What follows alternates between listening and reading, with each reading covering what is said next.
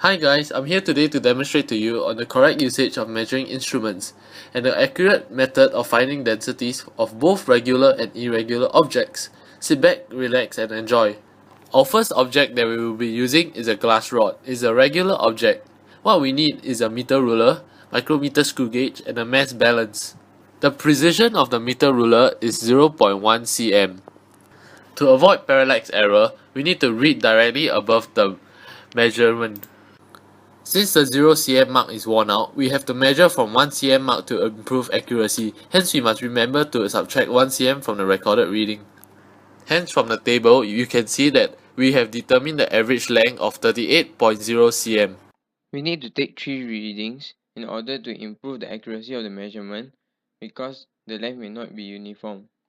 Next, we are going to use a micrometer screw gauge to determine the diameter of the rod. The precision of the micrometer screw gauge is 0.01 mm. First, before measuring anything, we must check for zero error. In this case, the zero error is negative 0.02 mm. We take 3 measurements, corrected for zero error and took the average of the corrected readings. We take measurements at different positions because the diameter of the rod is not uniform. By taking the average, this helps to improve the accuracy of the measurement. Hence, our average diameter, as you can see, is 0.598 cm.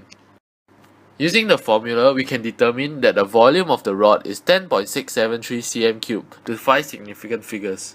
Next, we are going to use a mass balance to determine the mass of the object. The precision of the mass balance is 0.1 gram. Remember to re-zero the mass balance before measuring the mass of an object. Hence, our average mass is 23.4 grams. We need to take 3 readings in order to improve the accuracy of the measurement.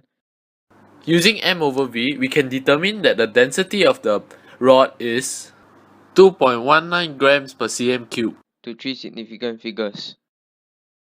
The next object is a pebble. We need a measuring cylinder, a beaker with 50 cm cube of water, and a mass balance. Since we are using the displacement method, we need a measuring cylinder which has a precision of 0.5 cm cube. The precautions are to tilt the measuring cylinder to an angle to avoid splashes and to read directly at the bottom of the meniscus to avoid parallax error. We take the volume by subtracting the initial reading from the new reading. We took 3 volumes and took the average, which is 2. Next, we will be measuring the mass of the pebble. Remember to re-zero the mass balance before measuring the mass of an object. Next, we took the average of the 3 masses of the pebble and calculated the average to be 5.1 grams. Using D equals to m over v, we found that the density of the pebble is 2.55 grams per cm cube. To 3 significant figures. The last object is a ping pong ball. We need a vernier caliper and a mass balance to help to determine its density. The vernier caliper is used to measure the diameter of the ball and its precision is 0.01 cm.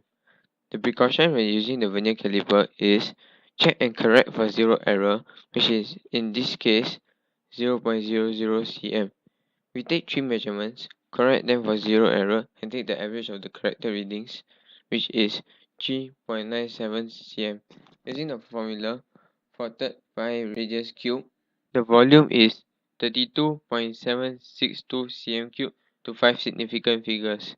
Then we have to find the mass of the ball.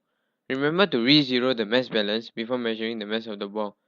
Record the mass of the ball 3 times and calculate the average mass, which is 2.8 grams.